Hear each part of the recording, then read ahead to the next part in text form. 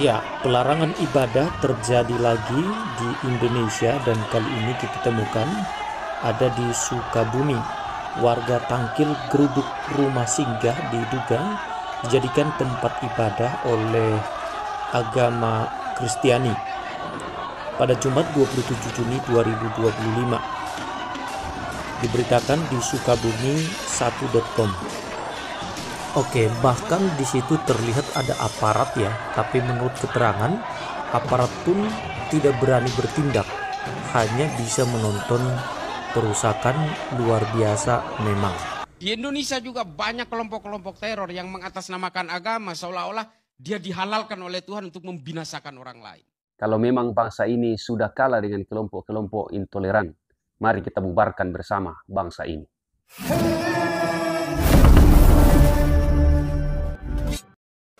Ini adalah video yang saya potong dari Sukabumi1.com tentang perusakan rumah yang diduga dijadikan tempat ibadah oleh masyarakat di Sukabumi yang kemudian dirusak oleh masyarakat setempat setelah mereka kabarnya selepas sholat Jumat. Coba disimak video sebentar ini.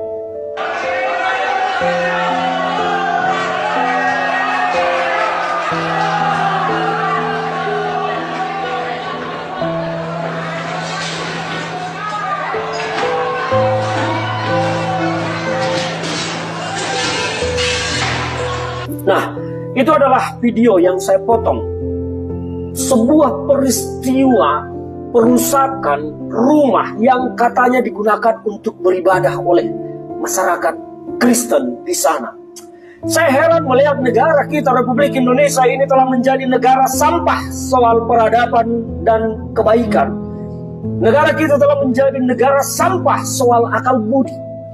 Orang sekarang lebih suka mempertahankan tempat prostitusi, tempat keburukan, kemaksiatan dipertahankan, dan bahkan menikmati rezeki dari sana daripada mempertahankan rumah ibadah yang jelas-jelas mendekatkan manusia kepada Tuhannya. Terlepas itu agama apapun. Ini adalah kebusukan yang terjadi di negara ini.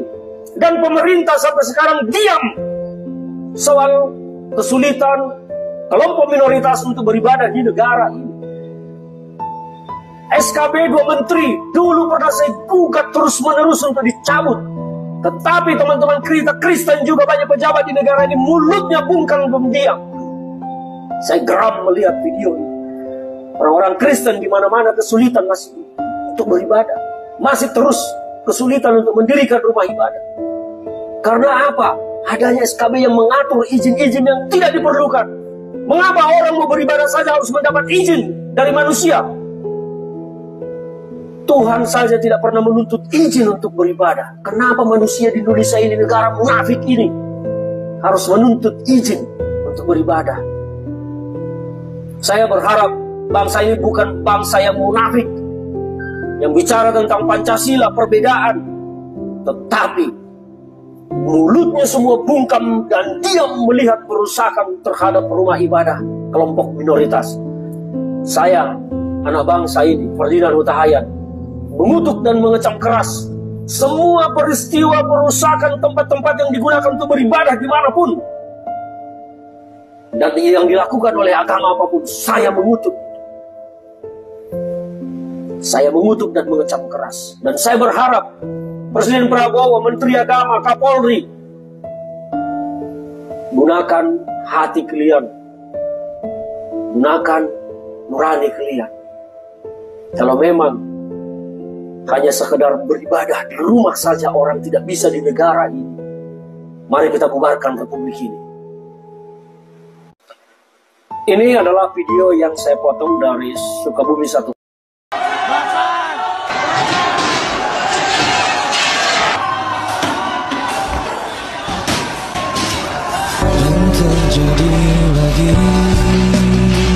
Dan terjadi lagi. Intoleransi di bagian barat Indonesia ini emang udah nggak ada obat. Jumat kemarin, siswa-siswi Kristen dari Jakarta sedang melakukan kegiatan retret. Retret itu semacam piknik rohani, liburan tapi sambil belajar kitab dan berdoa.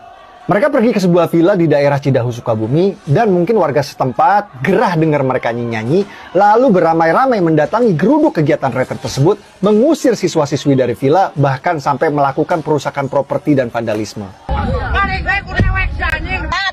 Ini bukan soal izin.